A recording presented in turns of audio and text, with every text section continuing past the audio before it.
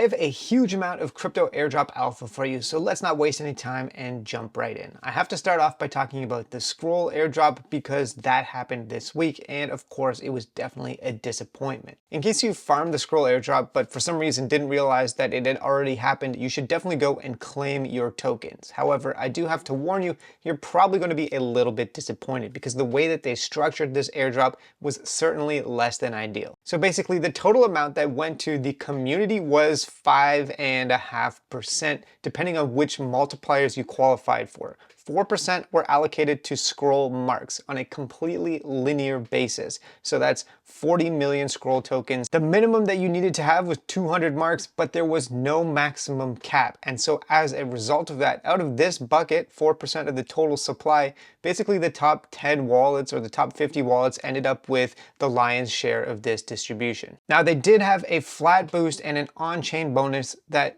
kind of compensated for that a little bit, but certainly not enough. So 1% of the total supply was a flat boost to all eligible participants. So as long as you earned at least 200 marks, you got a portion of that. And then the on-chain bonus was for things like holding a .eth domain name on mainnet, making donations to Gitcoin or Juicebox, or using a smart wallet. And in the end, the scroll canvas and all of those badges that people were minting didn't end up being worth much of anything. They didn't have a separate allocation, but they gave a boost to the marks farming, and the amount that you got was really negligible. Overall, I would give the scroll airdrop a rating of like 2 out of 10 or something like that. Since they didn't cap the marks at the top end, they basically ruined the distribution for the community and gave most of the supply to a few whales.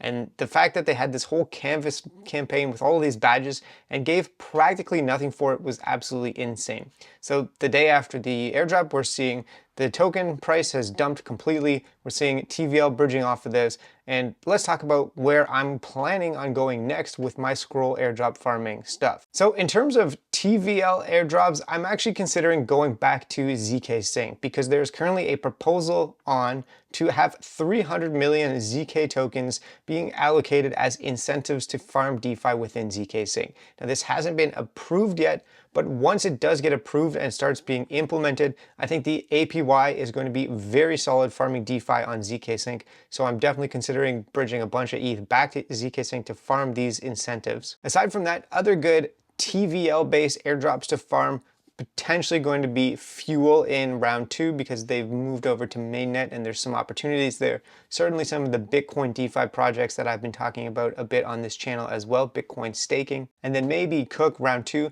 Really depends on how round 1 goes though. But let's talk about that now. So the update for Cook is that you can now go and check to see your allocation in the dashboard. It will show you how much Cook you're earning, and there's a couple of different buckets. So the powder is what you got from farming with METH, and the conversion ratio of powder to Cook is completely linear. But then there's also other ways that you could have gotten some of this. So if you completed the quests on this campaign page, which I shared a couple of times, you get little bonuses that actually were honestly sizable relative to the amount of effort that it took. And then this stash campaign is where actually I got a pretty sizable chunk, and this is from minting new ETH or METH during this campaign period. So this is actually accounting for, you know, almost 1/3 of my total airdrop allocation. Pretty solid. So add all of that up and you can see your Cook allocation. In terms of what this is going to be worth, I'm expecting it to be an FDV somewhere in the realm of a couple hundred million. So the price per Cook token could be somewhere around a few cents. I honestly don't expect it to go as high as 10 cents per Cook, which would be 500 million FDV, but if it did happen, would be pleasantly surprised. This one is supposed to be dropping on October 29th because we can see from the Puff Ultimate Trilemma page right here that the TGE is expected on October 29th. So a couple more days for this. And then on that point, the Puff Ultimate Trilemma is completed.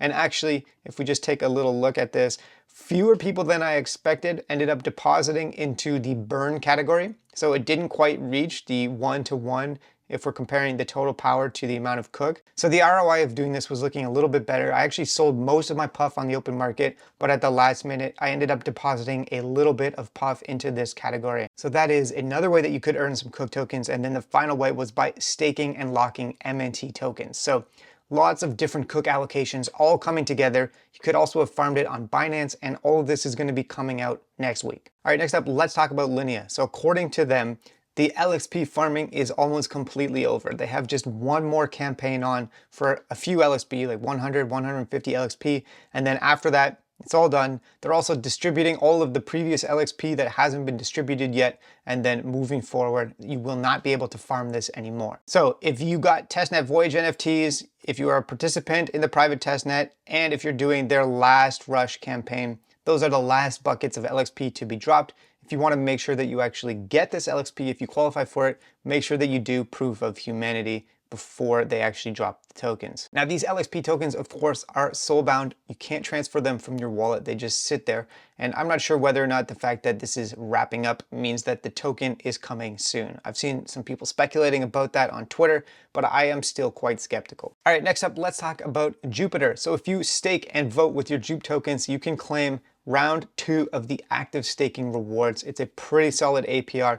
As long as you vote on every single proposal that comes up, you earn a decent amount. And this time we're getting Jupe tokens and Cloud tokens, which can be claimed via this link here. And there's actually going to be a new vote coming out soon, I think tomorrow. So make sure that you vote on that, because if you don't vote, you don't get the rewards. Another Solana project that we've been keeping an eye on is Switchboard. So they just launched a new Twitter page called Switchboard Protocol Foundation, which generally implies decentralization, tokenization, and airdrop.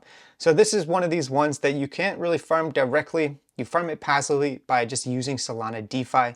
As long as the DeFi app or the LP pool or the money market, whatever, uses Switchboard as the price oracle, and usually you can see which ones do and which ones don't, then you will probably qualify for this. So it's most likely going to be a total surprise, a total bonus, but it could be quite solid. So we're going to keep an eye on this one. Next up, if you minted the Eclipse Validators NFT, then you may qualify, or you will qualify, for this meme coin airdrop Leica on Eclipse, since they've launched on mainnet. So you can check this out right here.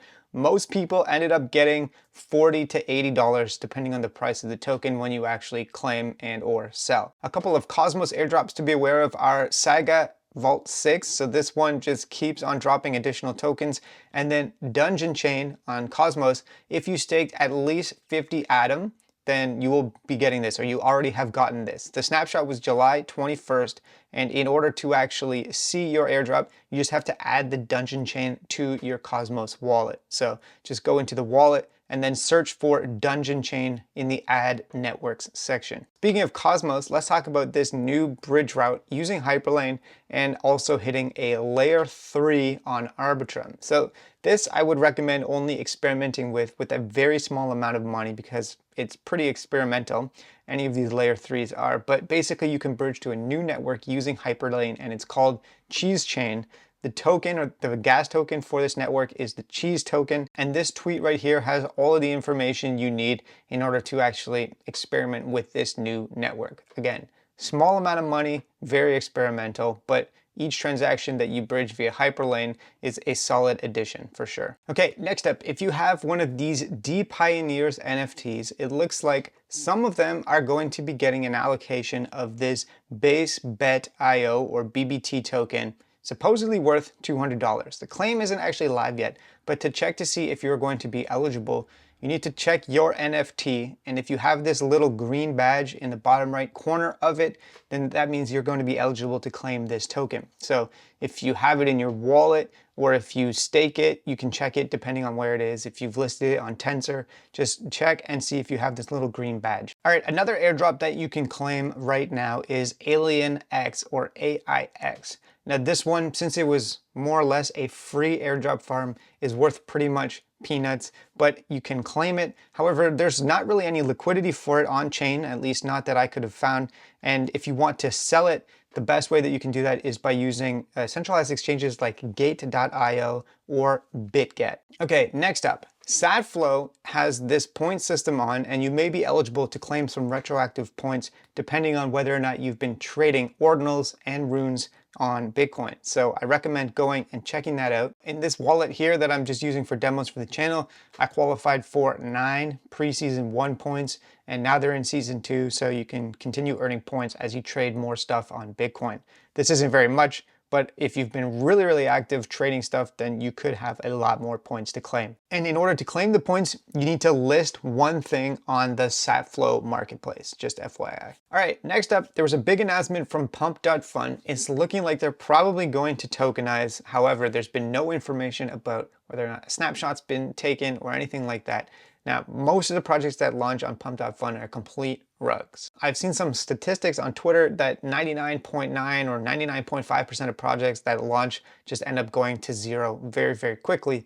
However, if you are interacting with Pump.Fun, if you're trading on the platform and experimenting with it, it's possible that you could get an airdrop out of that now. Although, of course, you have to weigh the risks. All right, next up, it's looking like Elixir is finally going to tokenize. Mainnet is launching on October 31st. They already announced there's going to be a season 2 with more potions going forward. However, apparently the ELX token is going to be pretty instrumental in mainnet launch, and so that makes me think that the token should be coming actually within the next week or two. Another airdrop that's coming soon is Chroma. This one is not a high value Ethereum layer 2. I don't expect it to be worth all that much. If the market cap of a layer 2 like Mode is in the 10 to 15 million range, then I don't think the market cap of a layer 2 like Chroma is going to be much more or more at all than that. So low expectations on this one, but free money is free money. Okay, next, let's talk about Bungie real quick. They keep adding new balls or points that you can claim. So I recommend actually going back periodically. You may have some additional points that you can claim depending on what they've added in terms of different protocols and apps to interact with. Okay, next up, Jumper has integrated Bitcoin. So this in theory could help unlock a lot of TVL for DeFi.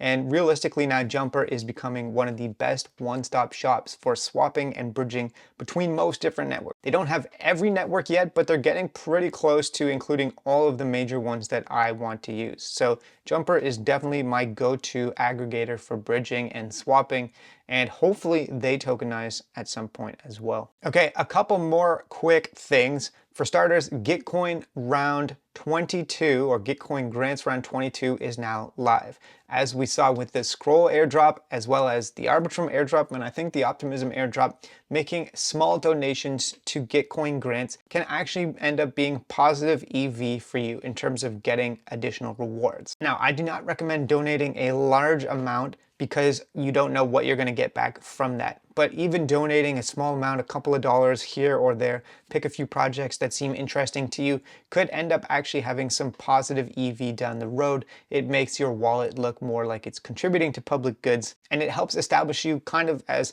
anti-Sybil, because Sybils are relatively unlikely to make donations to stuff like this. And then finally, there's a couple of Zora NFTs on that you could try minting for like 30 cents that might end up being relevant. So this one is from Zach XBT, On-Chain Detective, and actually if you minted his previous NFTs, which I believe I mentioned at one point, you could have sold them this week for $700 to $1,000 plus per NFT.